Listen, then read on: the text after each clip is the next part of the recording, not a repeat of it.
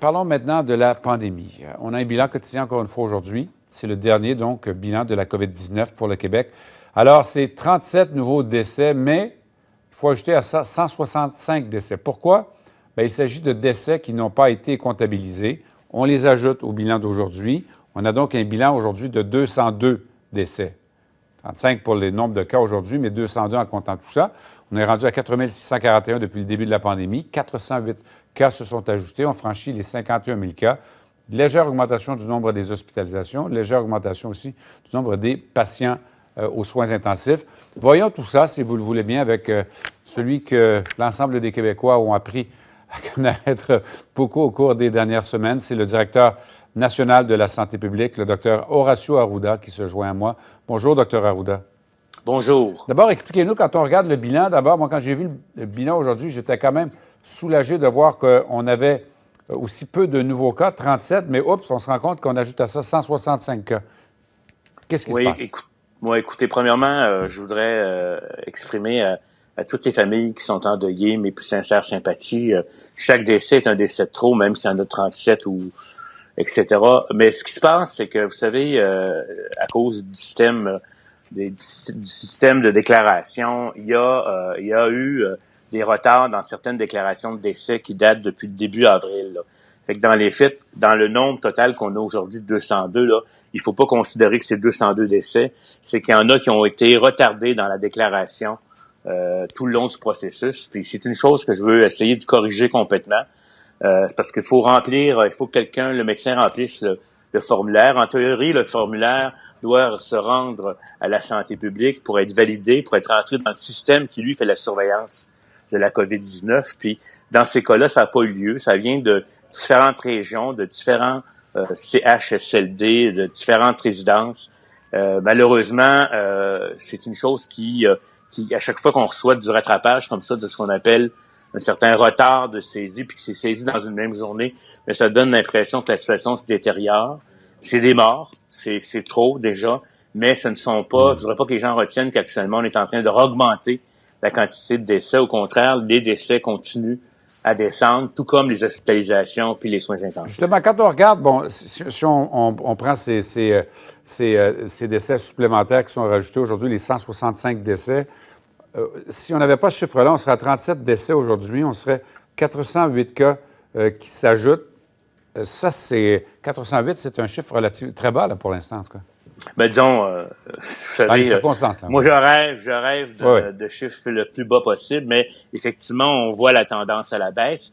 Et malgré le fait qu'on dépiste beaucoup plus, qu'on fait plus de prélèvements, on est autour de 14 000 prélèvements par jour dernièrement.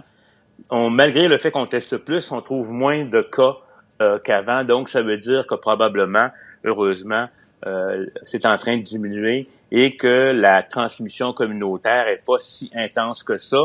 Quoique, je tiens à vous le dire et je l'ai dit, la situation dans la région métropolitaine, elle est très fragile et il faut respecter les consignes.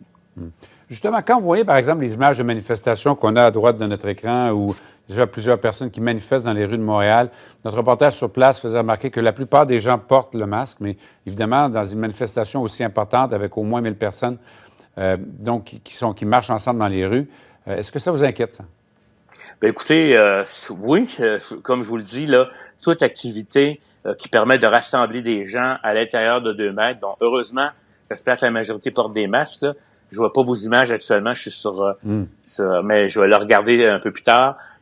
Si les gens n'ont pas le 2 mètres de distance entre les personnes, puis qu'ils se rapprochent, plus il y a de personnes, plus il y a de chances qu'à l'intérieur de ces personnes-là, il y a quelqu'un qui soit asymptomatique et qui ait déjà la maladie, qui probablement vient manifester pour une bonne cause, mais si jamais il fait pas attention, si les gens ne font pas attention, il pourrait transmettre la maladie à d'autres personnes. Donc, c'est clair que c'est pas pour rien qu'actuellement, on veut pas de rassemblement intérieur. C'est pas pour rien qu'actuellement, on parle de rassemblement de 10 personnes seulement. Et là, actuellement, je pense que c'est légal comme genre de manifestation, mais j'espère que les gens vont être prudents, que les gens vont se laver les mains, que les gens vont essayer de garder au maximum le 2 mètres de distance, surtout s'ils sont pas de la même famille, et le port du masque, bien entendu. Mais on va voir. On va voir si, au cours des la prochaine semaine ou 10 jours, il va y avoir des gens qui vont dire, ben la seule affaire que j'ai faite vraiment en contact, c'est lors de la manifestation. On va voir ce que ça va vouloir dire.